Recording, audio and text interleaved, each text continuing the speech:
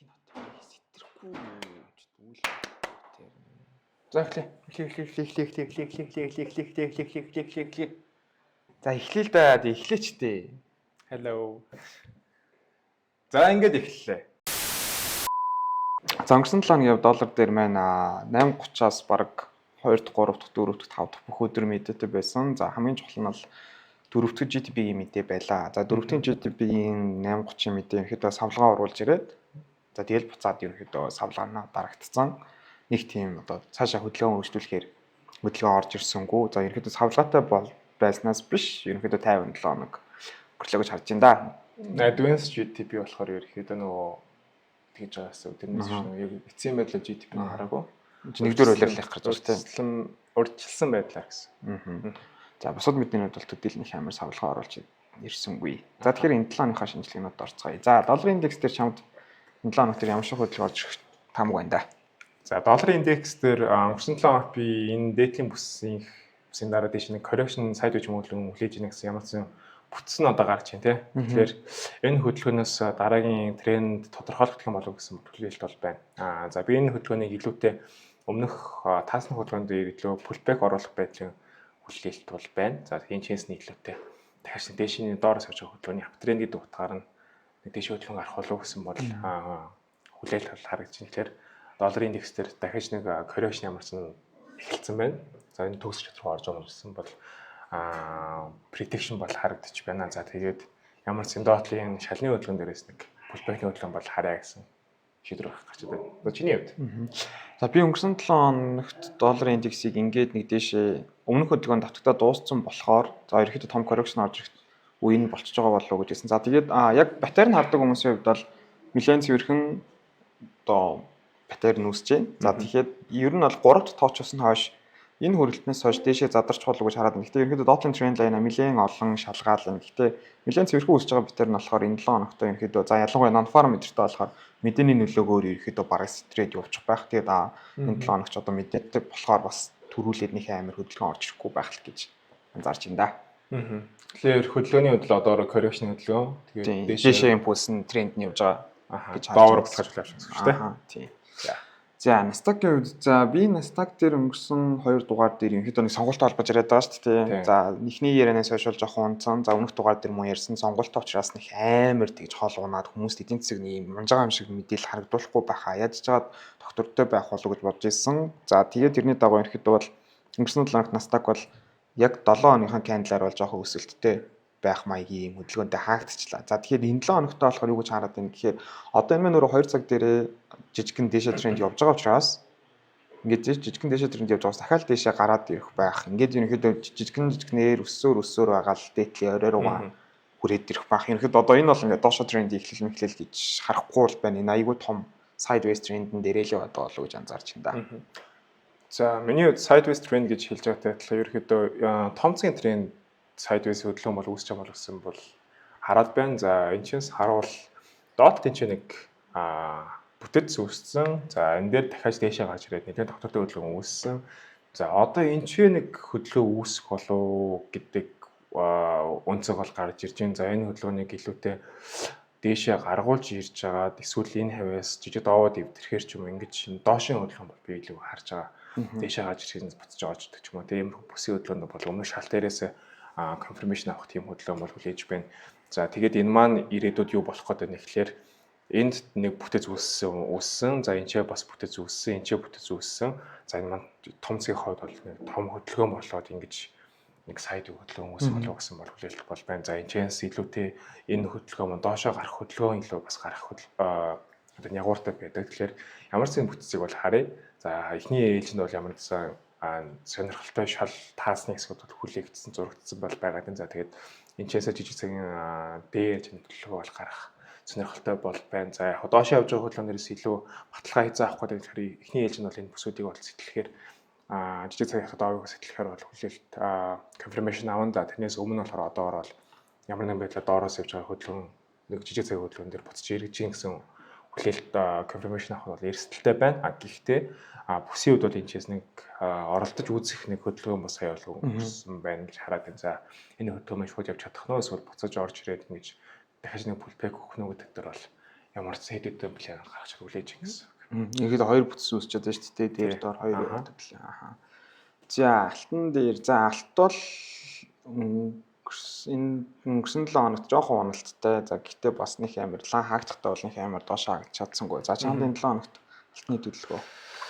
За алтны төлөвлөгөөн дээр би хөндлөнгийн зураг ер нь зураад яваад байгаа. Тэгэхээр бүсийн арилжаан дээр бол би илүү энэ бүсүүдийг бол одоогоор бол хараад байна. За одоогийн хувьд бол бүс дээр бол ирчээд энэ хэв дээр нэлээд контакттай байгаад бол бүсээр харагдаж байна. За би илүүтэй энэ хөдөлгөөнүүдээс илүү авах ч юм уу эсвэл энэ хөдөлгөөнөөс буцаж ирэх хөдөлгөөнөр ч юм уу ингэж нэг сургалт дээрээс confirmation авах гэхээс шууд энэ чиз риск хэлээд ороход бол риск гэдэг утгаараа эрсдэлтэй гэсэн үг.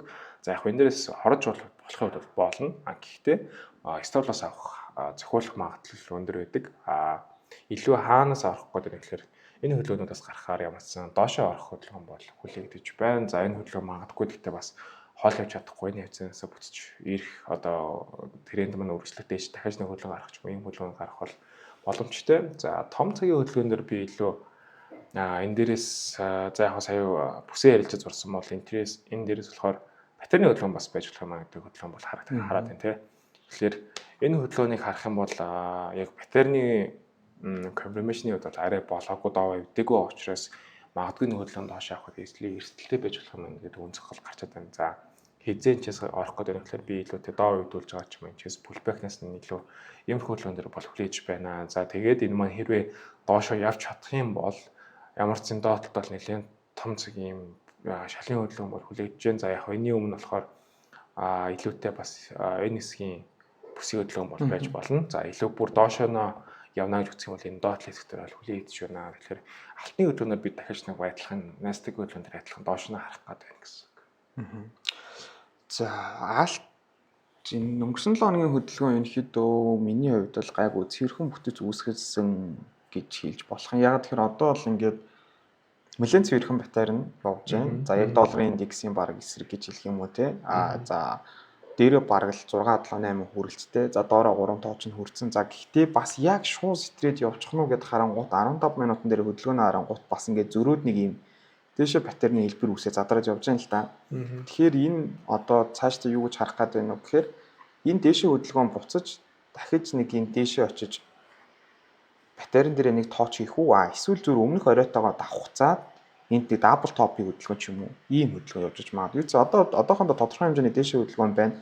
Тэгээд яг 2 цаг дээр харахад бол цэвэрхэн доошоо задардаг батарейнаа болохоор магадгүй энэ 7 хоногт долларын индексийн батарейн дээшээ стер чадах юм бол алтны энэ батарейнаас ерөөхдөө доошоо задарчих болов уу гэж харж байна да. Нэлээд цэвэрхэн батарей байгаа учраас ерөөхдөө задрах магадлалаас айгүй өндөр болов уу гэж анзаараад байна. За газрын тос дээр. За миний хувьд газрын тос дээр өмнө за алт газрын тос хоёрыг ерөнхийдөө байдаж болох нэлээд цэвэрхэн зэг дээр байгаа гэж ярьж байсан. За газрын тос бол ялангуяа өмнөх 2 цагийнхаа эвдэж за ерөнхийдөө эвдэхгүй гэж магадaltaй харах хайрлаа өдөр ярьсан байсан. Тэгээд тэрнээс хойш бол тодорхой хэмжээний батарейнуудаа хийгээд дээшээ яваад байна. За тэгтээ яг нэг оёлын хөдөлгөөн ягаад ч нэг юм оролт хийхэд айгүй хэцүү шууд дээш доошоо юм савлсан гинтийн хөдөлгөөнтэй учраас ерөөсөө риск энтрил хийхгүй бол ямар нэгэн батарейны задрал барьж авах ямар ч боломжгүй байгаа учраас яг оролт бол хийж чадахгүй байгаа тийм. За гэхдээ энэ 7 хоногийн хөдөлгөөн дээр бол харахад дахиад нэг юм доошоо 15 минутын дээр юм доошоо батарей нүүсэт байгаа учраас дахиад одоо дээрээсээ импульс тоолох цаг болцсон юм болоо да гэж бас анзаарагдаад байна. Юу юм гэхээр одоо энэ өмнөх хөдөлгөөн нэг хаа нэг зэгтгээс давтагдаж ирээд за магадгүй ингээд ч юм батарейна цэвэрхэн харах юм бол тэгээд энэ доовыг ерөөхдөө эвдэх магадaltaй байж магадгүй эсвэл за сиренийхаа доод параллел лайн руу орж өгөх магадaltaй байна гэж харж байна да. Яг одоо үсч байгаа батарейны дагуу харахад бол за алтны хөдөлгөөн дээр өнгөрсөн цаг дээр нь чартн дээр шинжилгээгээд үзэхэд хаанаас орж болох боломжтой байсан бэ гэдэг хөдөлгөөн дээр бол мэдээж энэ эсвэл орж иж байна л да. За яг энэ дээрээс цаашдынх нь одоо юу гэдгийг та шалны хөдөлгөөн солигдож байгаа ч юм уу энэ бүсүүд бол байж болно. Гэхдээ яг үндсэн том цагаар харахад бол өнгөрсөн чартн дээр ярихад одоо амар байдаг гэдэгтэй адилхан.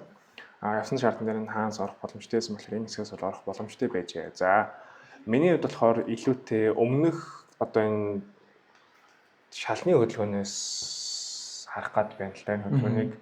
Тэгэхээр энэ хөдөлгөөн маань одоо ойл дээр болохоор илүү дээшээ явах хөдөлгөөн гараад энэ дээдлийн шалны хөдөлгөөн дээрээс илүү одоо юу гэдэг зураглалын хувьд price action-ыг харж байгаад сөрж байгаа оролт ч юм уу хийх сонирхол бол байна. Яг хуу том цэг дээр энэ өөрөө доо эвдээгүй байгаа учраас жоохон риск нь бол байгаа дэш яг дахиад явах боломж хөдөлгөөн гарах уу гэдэг бол үүсэхгүй. Гэхдээ одоо бүсийн хөдөлгөөнөр гэх юм одоо шал таацны хөдөлгөөн солигдож байгаа гэдэг одоо pullback-ын дээрээс нэг оролт хийж үзье гэдэг үед бол энэ ч нэг бүсэл байна гэж хараад. Тэгэхээр тэр бол ойл дээр бол ямар нэгэн байдлаар жижиг цэгийн эсвэл арилжаа хийх бол ямар нэгэн байдлаар тийм хөдөлгөөн авах бол миний хувьд бол алга. Тийм байна л да. За Euro USD. За доллар харьцангуй 50 зүгээс халаатайсан болохоор Euro USD мэдээж нэг тийж амар маш олон пипний хөдөлгөөн явсангүй. За 7 хоногийн candle ч гэсэн дээш доошоо зүг татсан. За нэг дунд зэрэг ногоон битээ candle гарлаа. За чамд энэ 7 хоногт Euro USD-ийн тамга миний нүдэн дарахад бол бүс үсээд амжилт харагдаж байна л да. Чамд юу харагд? Ер нь ямар Euro USD-ийн хувьд бол за яг нэг бол том цагийн бүс дээр бол бүсээсээ контакт аваад дээшээ гарцсан тий. За миний хувьд би илүү энэ доотлын энэ хөдөлгөөнийг бол хүлээгээд байгаа шүү дээ. Энэ хөдөлгөөнөөр гарах хөдөлгөөн байж болох юм гэдэг утгаас ярьж байгаа. За яг тэрнтэй адилхан магадгүй энэ тэр зураглал дээрээс гэх юм одоо харах хөдөлгөөнөөс гэх юм уу трендийг барина гэвэл би илүү энэ хавьяас нэг арилжааны төлөвлөгөө төлөх сонирхолтой бол байна. За яг дунд цагийн хөдөлгөөнүүд дээр би ингээд харах юм бол жоохон зөргөө та бүсийн арилжаа хийх жоохон хэцүү. Одоо юу гэдэг энэ дотор ч юм уу эсвэл ингээд яг хуу хийгдэн гэхдээ нэг ингээд зургийг харуул нэлээд тийм замбраагүй байгаа учраас би нэг зургийг илүү цэвэрхэн болох дээр арилжаа хийх сонирхолтой байдаг учраас яг энэ зургууд дээр бол тийм одоо явуулна ханшийн хөдөлгөөн дээр бол ямар ч арилжаа хийх нь бол арилжаачуудын нэг даваа чанар бол авчих. Миний хувьд бол би тэгдэггүй. Тэгэхээр зургийн хувьд бол нэлээд докторгүй учраас бүтцийг ямарсаа харж байна. За яг саяны нэг саяны чартан дээр бол адилхан паттерн бол зурч чадал хүлээгээд байна л да. Тэгэхээр энэ дээр болохоор ямар ч юм паттерны хөдөлгөөн бол байна. За илүү дээшээ гаргаж ирээд босож орж байгаа хөдөлгөөн дээр ч юм ингэж нэг хөдөлгөөнүүд дээр бол арилжаа Еврост төлөвлөх сонирхолтой бол байна. За хэрвээ энэ паттерн үнэхээр ажиллаад ч юм уу бүсийн үед энэ чийсээ контакт аваад явж чадах юм бол за эхний цаг бол мэдээж энэ хөдөлгөөн ихсэн цаг буюу энэ доотлын шалны хөдөлгөөнөөс TP бол аваад гарах эхний өнцөг бол үүсэн. За яг магадгүй энэ шалыг нэлээд сайн чанартай шалаа одоо юу тийм эсвэглэл өгч чадж байгаа учраас авч шал гэж үзэх юм бол тал одоо яах ч юм тийм рискэ багасгах тийм алхмыг хийгдэж болно. За илүү энэ хөдөлгөөнийг доошоно би энэ доотлын бүсээр илүү харж байгаа гэдэг утгаар харах юм бол энэ хөдөлгөөнийг дахиж доошоо ингэж барих сонирхол бол байна. Тэгэхээр ямар ч бүтцийн хүлээ тэгээд доовууд жижиг цагийн доовууд ч дунд цагийн доовуудаа эвдснийхэн дараа арилжаа хийх бол сонирхол байна. Ямар юм. Дооны. За би Euro USD дээр за доовоо эвдүүлж байгаа арилжааны игээд ингээ ад дээр нь зурцсан байсан. За энэ нөхцлөөс бол одоо жоохон олдчихлоо. Ирээдүйн нэг дараагийнхын илүү хайлаад гараад ирсэн. За мэдээч яг дуртын төлгөөр харжсантай адилхан за мэдээч долларын индексийн бас нөгөөдөл гэдэг утгаараа энэ доошоо задах цэвэрхэн паттерн үсэд яваад байна. За өнгөрсөн 7 хоногт бол ерөөсөө энэ рейнжнээс ерөөсөө гарсангүй буюу энд нэг шалтгаан солигдсон дээр энийг ерөөсөө сэтэлсэнгүй.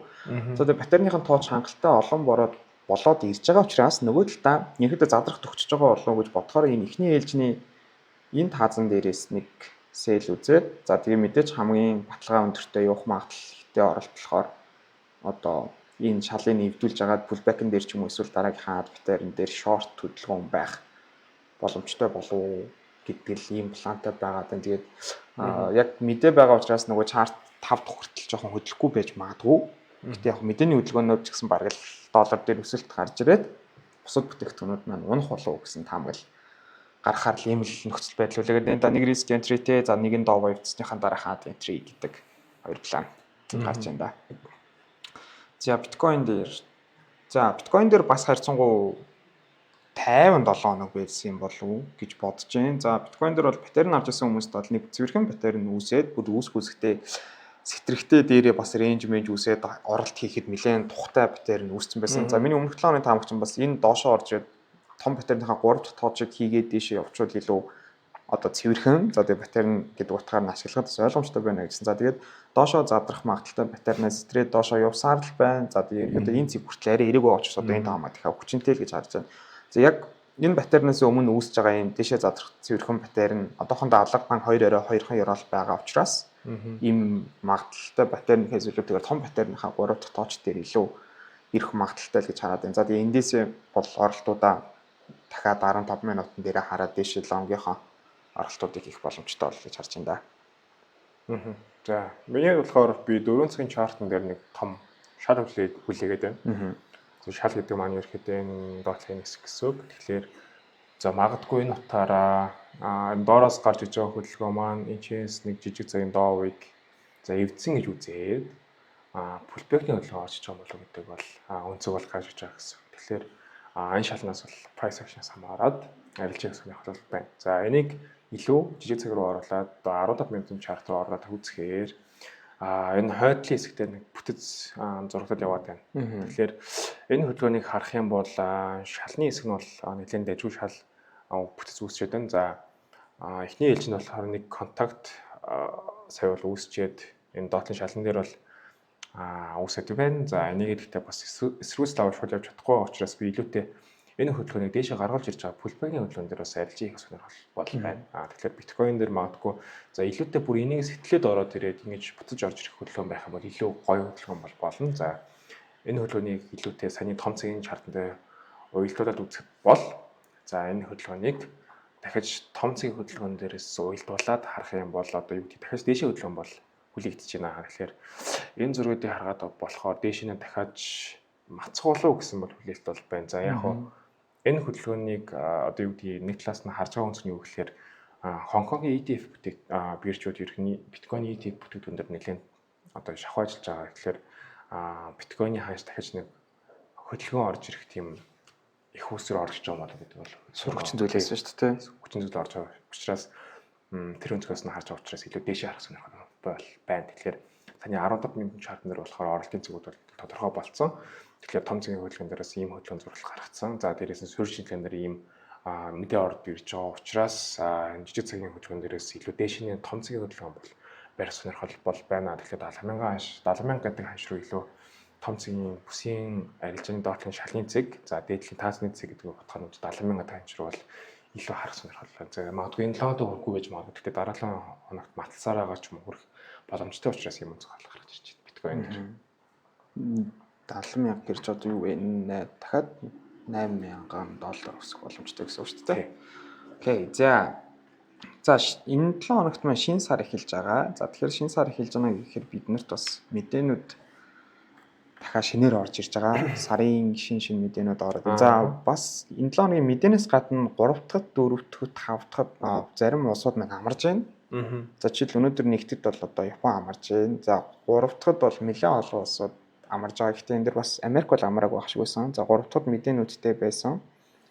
За 4 дахьд FOMS 3 дахьаас 4 дахьын шилжих шөнө 2 дахьд дахиад бодлогын хүний мэдээ шинэ 4 дахьын оройш өглөөний гэх юм уу шөнийн 2 цагт гэсэн үг. Тийм 3 дахьаас 4 дахь шилжих шөнө 2 цаг. За дахиад бодлогын үг дээр байлах вэ гэдэг мэдээ гарах юм байна. За тэгээд араас нь дахиад чухал мэдээ нь мэдээж сар болгоны эхний 5 дахьд гардаг non-farm мэдээ байгаа. За тэгэхээр ерөнхийдөө бол 3 дахь зах зээл амраа зөвхөн Америк ажиллаж байгаа юм байна. Тэгснээ 4 дахь 5 дахь доллар дээр ерөнхийдөө бас чухал мэдээнүүдтэй гэхээр 7 хоногийн төгслөө жоохон чангал. Тэг савлага өндөртэй 7 хоног байх боломжтой гэсэн. Бас нэг талдаа бас ингээд аль хэзээ арилжаанд орсон хүмүүст бол одоо яг арилжааныхаа дагуу явуулчих эсвэл эсрэг рүү ороод ирэхээр том хөдөлгөөнүүд ороод ирж магадгүй харагдаж байна. Тэгэхээр бас ийм одоо бараг л одоо үед явж байгаа хамгийн чухал мэдээнүүд гэсэн үг шүү дээ. Non-farm гэдэг FOMS та энийг CPI энэ гурвал бол ерөнхийдөө хамгийн савлгааг оруулж ирж байгаа баг. Тэгэхээр энэ 3 том мэдээний маань 2 нь энэ 7 хоногт гарах юм байна. Тэгэхээр арилжаануудаа бас тодорхой хэмжээнд эрсдлүүдээ менеж хийгээд зохицуулаад stop loss-ыг байнга байршуулаа тий. За тэгээд одоо break-even зөөх үү, ашгаа таллаад гарах уу, аль хэзээний ашигтай маш удаан барьсан байгаа арилжаатай байх юм бол одоо өөр өөрсдийнхөө шийдвэрийг гаргаа тий. Ашгаа хувааж болно. За break-even-ийг шахаа тавьж болно. За эсвэл бүх ашгаа аваад гарчих гэх мэтчлэн өөр өөрсдийнхээ эрсдлүүдийг зохицуулах талааснаас анзаарах хэрэгтэй 7 хоног болж шүү гэж хэлмээр байна. Хоёул бодлогын өн дээр таамаг гарах уу? За бодлогын таамаг за инфляцийн өнгөрсөн CPI бол өсөөд гарч чаддаг шүү дээ. Гэхдээ Fed-ийн өмнөх яриа болохоор яг 4-р квартал хүртэл баг өсөхгүй байх. Оны төгсгөлөөр л өсгөж магадгүй гэж яриад байгаа шүү дээ. Тэрнээс ер нь бол 0.75 өсөх магадaltaй гэж нэг дурдгдсан шүү дээ. Тэр энэ удаадаа арай өсөхгүй байхаа. Миний тамаг бол баг л 5.5 хэвээрээ л үлдээх байх. Хэвээрээ. Тий. За би чамаас зүрх болов гэсэн чи зүрхгүй биш байна. Би бас 5.5 төр үлдээх болов гэсэн бол хэлэлт бол арай буруулахгүй байх гэдэг үнцийг гарч ирээд байгаа учраас 5.5 эсвэл 0.5% нэгжээр өсвөгч юм уу. Одоо өөрчлөлт би бол илүү барин нүлт юм ч үү. Өөрчлөлт орж ирэх магадaltaй нь болохоор бууруулах нь гэж яриад байгаа шүү дээ. Өөрөөсөө болохоор бууруулж магадгүй гэдэг мэдээлэл хийж байгаа шүү дээ өмнөх дээрээ тий. Гэтэл инфляц өөрөө өндөр сар болыг яг өмнөх саруудаас жоохон өндөр гараад байгаа болохоор бас яг бууруулна гэхээр жоох сонирхолтой тий. Арай л болохгүй л үү дээ гэж бодож. Тэр чинь дөрөвдгийн өдөр харъя тий. Өртгөө өдөр гэж хангалттай мэдэн гарч учраас хэвээр үлдэх үгүй юу гэдгээр бол харъя да. За чамд зах зээлийн сонин сайхан бидэнтэй хаваалцах зүйл шин соргог мэдээлэл байна уу? За сая мөнгөний бодлогын үг ярьсан. Тэгэхээр мөнгөний бодлогын хүүтэй холбогдуулаад яг нэг жижигхэн өнцөг гаргууд гарч ирээд л байна л да. За мөнгөний бодлогын хүүг ер нь ингэж өндөр байлгаад 5.5% гэдэг чинь жоохон ерөнхийдөө өндөр байлах. Яг уу бусад улсууд манай улс ч юм уу харьцуулахад жоохон гайвалдаг. Гэхдээ 5.5 гэдэг хувийг яг энэ хэвээр нь байлгах нь зөв үү, буруу юу ч юм уу тийм хүнс гарч ийн л да. Эсвэл ийм хэмжээний өндөрт байлгах нь эдийн засгт одоо ямар хөө нөлөөтэй гэдгийг өнцгөөд гарч ирж байгаа. Тэгэхээр CNBC-гээс уншсан мэдээлэлээр ирэхэд ямар хөө байдал гарч ирж байгаа гэхээр юу гэдгийг энэ нь болохоор өндөр байлгаж байгаа нь бол тийм буруу зүйл биш ээ гэж ирэхэд 5.5 дээр байж байгаа буруу зүйл биш ээ гэдэг онцгой гарч ирж байгаа л да. Тэгэхээр энэ юу гэсэн үг гэхээр нэг талаараа мэдээний нөлөөгөөр энэ нэг бодлогын хөөний нөлөөгөөр инфляцийн түвшин бол тодорхой хэмжээнд бол буурсан. Гэхдээ энэ нь өөрөө ямар нэгэн байдлаар урт хугацаанд бол ямар нэгэн эдийн засгийн сөрөг нөлөө бол одоо үзүүлэг байна гэдэг онцгой гарч ирж байгаа. Тийм үеийн зах ажлын байрны зах зээлд ч юм уу тийм бусад одоо мэдээлэл одоо бизнесийн орчинд ч юм уу тийм хөө мэдээлэл дээр одоо сөрөг нөлөө бага байна. Арай харьцангуй гайгүй байна гэдэг онцгой гарч ирж байгаа учраас тийм буруу зүйл бол биш нэ. Одоо ингэж мөнгөний бодлогын хүүгээ бууруулна гэж ярьж байгаа ч гэсэн бууруулахгүй байгаа тийм буруу зүйл биш гэж яриад байна. За гэхдээ мэдээж аливаа зүйл олон талтай байдагтай адилхан нөгөө талаас нь юу ширж байгаа юм гэхээр мөнгөний бодлогын хүүг бууруулахгүй байснаар ингэж өндөрт байлгаснаар юу болж юм гэхээр бидний одоо мэдчихэж байгаачлан компаниудын 91 муу гарч иж байгаа. Тэгэхээр 91 муу гарч иж байгаа гэдэг чинь ерөөхдөө ямар хөө зүйл бидэнд харуулнаад байна вэ гэхээр компани зүгээс за мэдээж ашиг дэшээ өссөн байх хэрэгтэй гэдэг утгаараа бодож үзвэл 91 муу байгаа учраас илүү зардалуудаа таньж эхэлнэ гэсэн. За илүү зардал тань гэдэг маань юу гэсэн үг вэ гэхээр компани бизнесийн орчинд компанийн нөхцөл хамгийн их нь илүү зардал тоосдог гэхээр ажилчдын цалин. За нэгдүгээрт цалин багасч магадгүй. Гэхдээ цалин багасна гэдэг бол хамгийн муу шийдвэр гэж явна. Тэгэхээр цалин багасхаас өмнө юу хийдэг гэхээр ажлын байрны оронд цомогтол хийдэг. Тэгэхээр цомогтол хийхээр юу болох вэ гэхээр эдийн засгийн нөлөөнд юу их чинь гэхээр labor market буюу одоо ажлын байрны зах зээл дээр асуудал үүсэж байна. За энэ чэнс юу үүсэх бол одоо бүр урт хугацаанд ярих юм бол инфляц өсөх боломжтой ч юм уу эсвэл бусад нөгөө мөнгөний эргэлт багасах боломжтой гэдэг үнцүүд гарч ирдэг. Тэгэхээр ийм өндөр одоо энэ 5.5 гэдэг хэмжээнд ингэж удаан бариад байх юм бол ямар ч энэ бол компанийн түвшинд болохоор бизнесийн түвшинд иймэрхүү эрсдлүүд үүсэх юм байна гэдэг үнцүүд бас давхар гарч байна. Тэгэхээр хэдийгээр биднэрт одоо эдийн засгийн мэдээллүүдээр сайн өдөлгөөн байх боломжтой боловч нөгөө талаараа муу талууд бол ийм үнцүүд гарч ирж байна гэсэн. Тэгэхээр ч одоо цомгтол хийчихээр юу гэх нийгэмд буюу зах зээл дээр мөнгөтэй хүн багасаад байна шүү дээ. Одоо би мөнгө ажиллах болчвол би мөнгөгүй. Тэгэнгүүт би халаасандаа мөнгөгүй нэг чинь хин нэгний орлого бас буурч чинь. Тэгэхээр зах зээл дээр эргэлж байгаа мөнгө унцахаар бас одоо эргэлдэх мөнгө багасчаар ер нь зах зээл бас эвгүй байж магадгүй юм тий. Тэгээ ялангуяа хүүгээ өндөр бариад харийг сайн хэлж байгаа шиг юм зээл мэйл одоо энэ чинь зээлийн хүү дагаал өсөж байгаа гэсэн үг шүү дээ. Тэгэнгүүт яг одоо коронавигоос хойш бас компаниуд гэж аж ахуйн нэгжүүд хангалттай тогтмол ашигтай байж чадж байгаа юу. Гэтэл тэрэн дээр хөнгө хүү удаан их байгаад байна гэдэг бол жоохон дарамттай л байх бах тий угаасаа. Тиймэрхүү эрсдэл бол үүсэж байна гэсэн үг. Тэгэхээр иймэрхүү юм байна да. За дараагийн мэдээ гэвэл за USDJPY-ийн чарт харсан бол өнөөдөр нэлээд цохилт болж орж ирсэн 160 гэдэг хаш руу орж ирсэн тий. Тэгэхээр энэ өнцгөөс нь одоо юу гэдэг сонирхолтой мэдээ гэж ярих юм бол 1990 оноос хойш ирэх анхудаа энэ ханш руу ирж байгаа тохиолдол юм байна. USD JPY хөдөлгөөн. Тэгэхээр энэ хөдөлгөөн маань 30 жилийн дараа 34 жилийн дараа 90 оноос хойш буюу 34 жилийн дараа тохиолдож байгаа хамгийн анхны одоо хөдөлгөөн болж эхэлж байгаа 160 гэдэг ханш. Тэгэхээр JPY дээр бол иймэрхүү байна. За энэ хөдөлгөөнөөс одоо юу гэдгийг 160 гэдэг ханшнаас ямархуу одоо яг өнөөдөр Японы банк амарч байгаа. Гэхдээ Японы банкны одоо юу гэдгийг хөндлөнгөөс нь одоо экспертүүд юу гэж хэлж байгаа гэхээр 5 сарын уулзалтын дараа Bank of Japan-ы уулзалтын дараа Япон улс өөрөө магадгүй нөгөө йенийхэн ханш руу өөрсдөө гадны хөдөлгөөнүүд хийх боломжтой гэж яриад байна. За яг Япон улс өөрөө нөгөө йенийхэн ханшийг барьж үлдэхин тулд нэг хөдөлгөөнүүд хийгдэж штэ бодлож авах юм эсвэл ингээд бонныхаа зарах хөдөлгөөн юм энэ хүнс гарч ирдэг. Тэгэхээр яг тэрнтэй адилхан хөдөлгөөнд хийгч Bank of Japan-ы уулзалтын дараа хийх боломжтой байна гэдэг үнс гарч байгаа. Гэхдээ яг одоо ингээд бас өнцгүүдийн ингээд хэрвээ ингэж одоо юу гэдгийг энэ нөгөө intervention буюу одоо нэг гаднах тэр нөгөө зохицуулт хийгдэх хөдөлгөөнд гарч ирэхээр бас үр дүнтэй гэдэг асуудал гарч иж байгаа гэсэн. Тэгэхээр үр дүнтэй гэдэг асуудал гарч иж байгаа гэж одоо хүмүүс одоо нөгөө нэг судалгаан дээр харж байгаа хүмүүсийг ярьж байгаа болохоор үр дүн бол энэ дээр бол гарч ирэх магадлал нь бага гэж ярьж байгаа. Тэгэхээр яг Японы йен дээр яг энэ уналтыг яаж зогсоох вэ гэдэг асуудлууд нэлээд тулгарч байгаа болов гэдэг бол хараад байна. Тэгэхээр USD JPY-ийн хувьд бол энэ үргэлжлээд дахиад дээш нь өсөөл байх болов гэсэн миний хувьд бол яг энэ хөдөлгөөн бол байгаа даа. Тэгэхээр 1990 оноос хойш анхудаа зогсож байгаа хөдөлгөөн одоо 160 гэдэг ханш руу ирж байгаа учраас энэ бол йений уналтын хувьд бол нэлээд том уналт одоо энэ сүүлийн ковидоос гарснаас хойш бол уналт болж байна гэж бол миний хувьд бол хараад. Тиймэрхүү хөдөлгөөн бол байна. Яалтчгүй. Одоо йен дээр 90 оноос хойш гэдэг чинь бас амар том хугацааны дараа иргэж. Тэрнээс хойш тийм өндөрт ирээгүй байж байгаа л ярьж байгаа гэсэн үг шүү дээ. Тий. Тэгээд за яг ингээд йен USDJ юун дээр ярьж байна. За сая нөгөө биткойн дээр яж хахад хоёлаасаа ETF ярьсан тий. Хонконгийн бирж дээр ирэхэд Хонконгийн томоохон эксченжүүд ирэхэд нөгөө ETF бүтээгдэхүүний борлуулалт эхлэх гээд байгаа юм байна л да.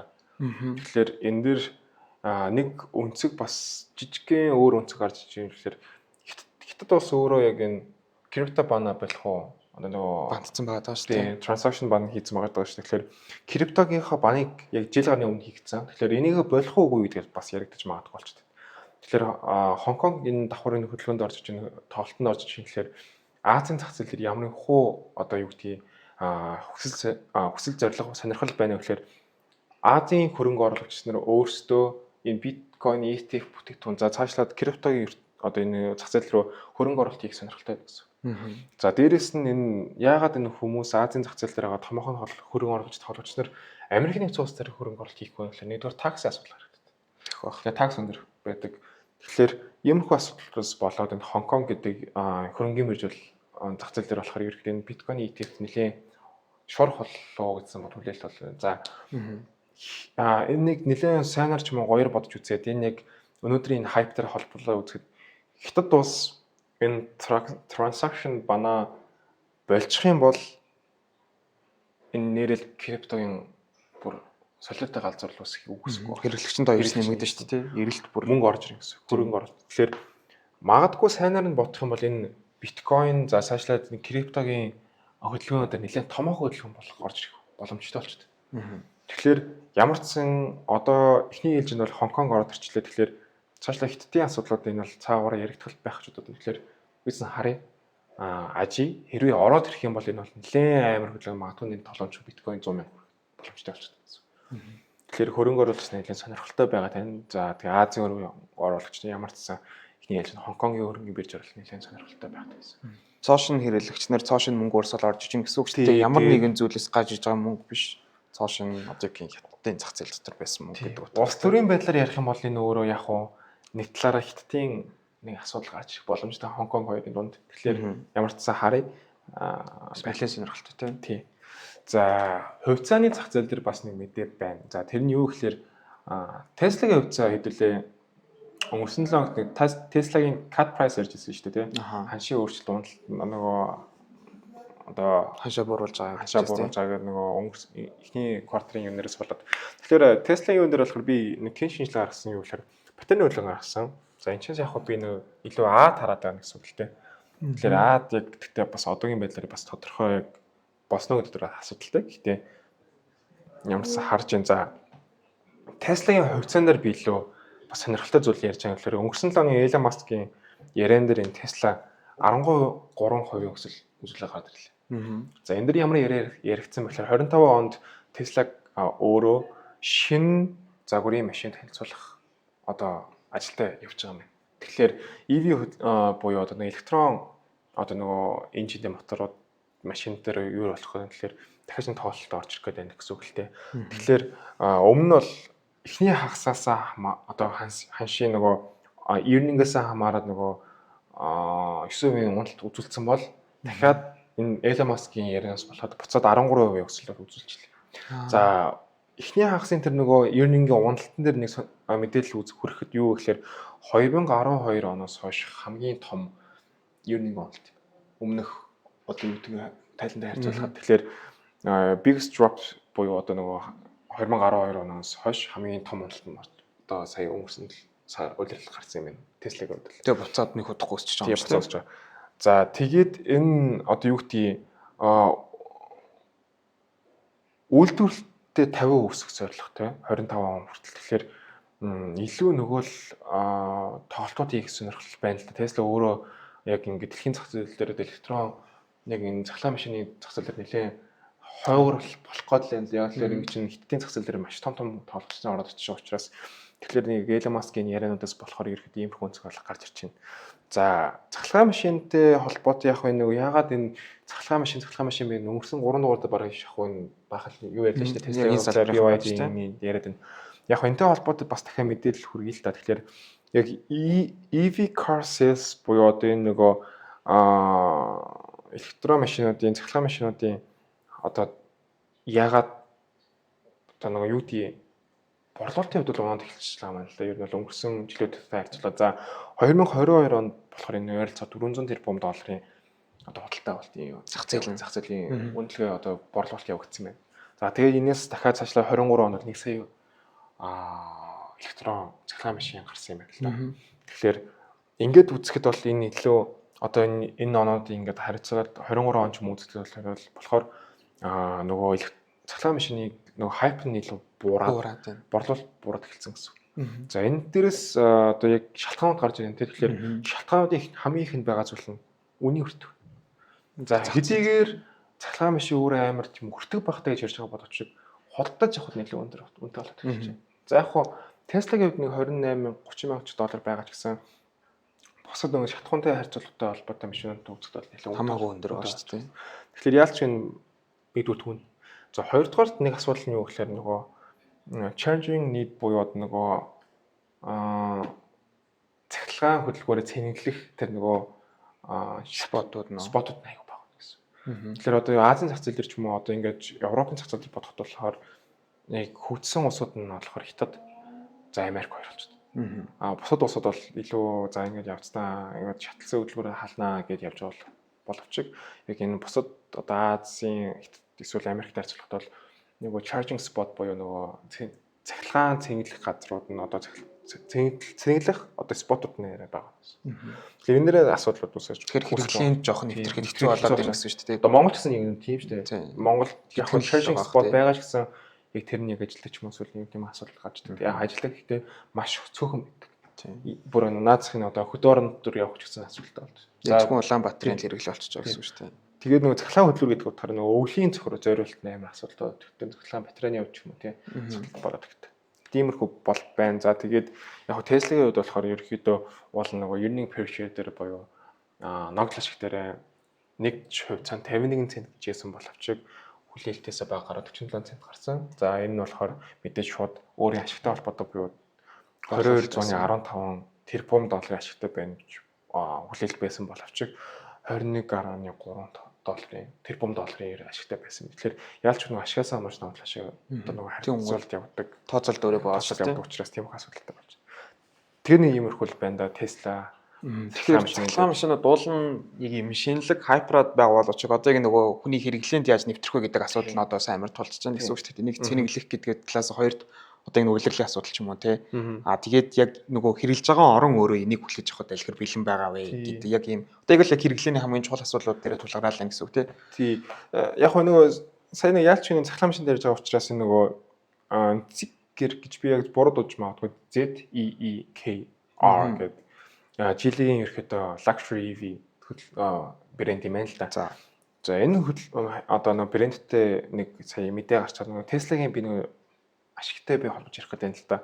Ерөөхдөө энэ нөгөө сая сүүлийн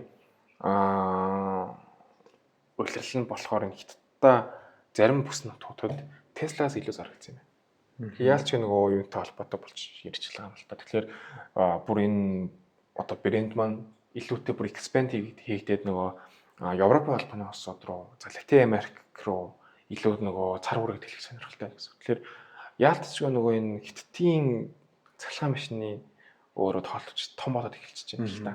Тэгэхээр BYD өөр Tesla-га илүү гараад ирчихэж байгаа тийм загвар юу ч гэсэн за мэдээж бүр ингээ хүчин чадал явж гисэн за бүр за яг тогтохын хувьд бол би сайн мэдхгүй 5%.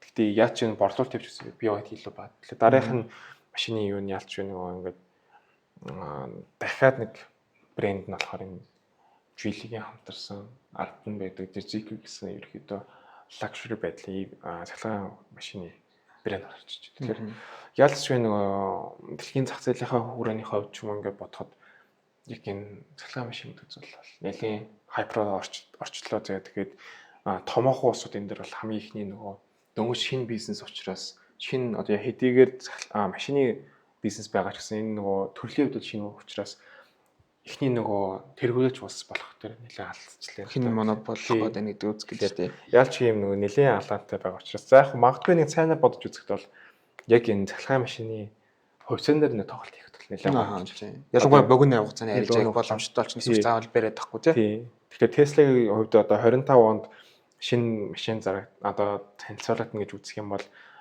борлуулалт гэсэн 50 үүсгэнээс зорилттой байгаа юм бол Tesla-гийн хувьцааг аваад тавьчихвал бол магадгүй энэ ч урт хугацаанд өсөлттэй барах боломжтой. Яг л борлуулалт нэмэгдэж байгаа үүсэл нэмэгдээ. Тэгээ яг эрсдэл нь бол борлуулалт зарагдахгүй байгаа эрсдэл байгаа. Гэхдээ санаар бодож үзэхэд бол борлуулалт үйлдвэрлэл нэмэгдэж байгаа учраас борлуулалт нэмэгдэх боломжтой. За шинэ одоо модель гарч ирж байгаа учраас энэ дээр борлуулалт бас нэмэгдэх боломжтой учраас магадгүй хувьцаа өсөх боломжтой гэсэн. Тэгэхээр стокийн хувьд бол иймэрхүүд нь тоглолтууд их боломжтой болж ирж байна л да. Ялтчихгүй. Тэгээд ялч одоо нэг зах зээл нь амар хайптай байжгаад одоо том тоглогч нар гараад ирэнгууд хоорондоо өрсөлдөө үүсэнгууд бас сонирхолтой болоод байна шүү дээ. Зүгээр Tesla нэг шинэ модель гаргалаа биш. Тушаал 2 өөр 3 ингээд цахилгаан машины брэндүүд ингээд хоорондоо өрсөлдөөд ядчил үнэ буулгаад ирэнгууд бас бид нар тэр нь ашигтай шүү дээ. Монопол байгаа газар бол үнэ буулгахгүй те. Apple болол гэдэг байтал одоо манайхыг хямдхаа гэдэг өрсөлдөөнд эднэр дунд үүсч байгаа гэхээр бас хэрэглэгч бидэнд зарим талаараа угаасаа ашигтай байж тааж байгаа тийм. Окей. За тэгэхээр сонирхолтой юм. Тэгээд бас заавал энэ цахилгаан машины өөрсдийнх нь хувьцааг авах хал байхгүй тий. Одоо цахилгаан машины хэрэглээ ихсэж гин гэдэг чинь тэр машиныг ямар одоо түүхийн идээр бүтээж гин гэж байгаа учраас тэр бүтээгдэхүүнийг зардаг, олборлдог одоо тийм магадгүй чип мипч байдаг ч юм уу тий. Тиймэрхүү зүйлүүдийг үйлдвэрлэдэг одоо нөгөө компаниудыг бас хувьцааг нь худалдаж авах боломжтой тий. Зөвхөн одоо Tesla юм уу одоо BYD-г өөрийн авах шаардлагагүй. Одоо цахилгаан машин гэсэн үг тий. Одоо юу гэдэг тэр түүхийн идийг ямар нэг компани тэр хүмүүст нийлүүлж байгаа. Тэгэхээр тэр компани ч гэсэн борлуулалт их байх юм бол ашиг машиг өндөр байгаа л хувьцаа өрөө өсөх боломжтой учраас бас тэр талаас нь хараад үзээрэй гэж хэлээ. Одоо яг жишээ авахд бол Nvidia шүү дээ сая. AI hyper нөгөө зураглал за дээрээс нөгөө хувьцааны үнэ өссөн чип үйлдвэрлэж байгаа учраас. Тэгэхээр яг тэрнээс жишээ авах юм бол AI хэдийгээр hyper байгаа ч гэсэн яг цаана нөгөө яг AI ажилуулахад юу төлөхөөр хэлээд нөгөө чип ч юм уу нөгөө юм кар ч юм уу болчиход байгаа гэсэн үг. Nvidia-ийн юун дээр бол тиймэрхүү хайп сая үссэн шүү дээ. Тийм. Бас 21 оны нөгөө юун дээр чинь биткойн нөгөө майнинг дээр яагаад нэг хэсэг бүр PC-нүүд хүртэл Nvidia карт олж чадахгүй байна гээл. Тиймэрхүү бас нөгөө арай өөр өнцгөөс нь. Тийм, энэ өнцгүүдээс нь заавал хараад тухайн тий одоо бүтээгдэхүүн зараад байгаа компанид биш тухайн одоо бэлэн болсон бүтээгдэхүүнийг бэлэн болгоход бас түүхийн хэдүүд нь юу хийх хэрэгтэй байна вэ гэдгийг харж байгаа бас өөрөөс тухайн компани судалгаа хийгээд үзэх боломжтой гэдэг үнцас байна гэсэн үг. Окей. За тэгээд энэ 7 хоногт түрүү хэлсэнчлэн ерөнхийдөө яг өнөөгийн зах зээл дээр байгаа долларт болон бусад бараа бүтээгдэхүүн дээр нөлөөлж болох хамгийн чухал гэж болохоор мэдээнүүд маань гарах юм байна. Тэгэхээр өөрсдийнхөө эрсдлийг, арилжааныхаа менежийг хамгийн сайн сонор сэрэмжтэй хийгээрээ. Зүгээр орхиод унтч бол ямар нэгэн байдлаар болохгүй бах. За жоохон гэмбэлддэг хүмүүс маань стоп лоссгүй ганц амьдрна гэж байгаа хүмүүс маань баг энэ 7 хоногтой жоохон өнччөөрөө. За эсвэл баг энэ 7 хоногтой арай цөөхөн гэмбэлддэг юм уу яа тийм тий. Яг хүчтэй хөдөлгөөн байгаа ч гэсэн нөгөө талдаа өстой таны ч эсрэг хүчтэй л явна гэсэн үг шүү дээ. Тэгэхээр энэ өнцгүүдийг бүгдээрээ харж үзээрэй. За тэгээд энэ 7 хоногийн таамаг маань ингээд дуусч байна. Дараагийн 7 хоногийн шинэ дугаараар уулзцлаа. Баяртай. Бай. За сайн байцгаана. 2024 оны 4 сарын 24-ний өдрийг өнгөрснөрөө очсон шүү. 29 байж өнөөдөр. Гамшигтай л да. 2029 оны 29 болчлоо.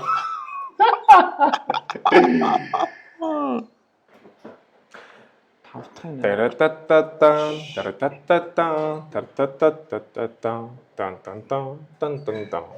Тоса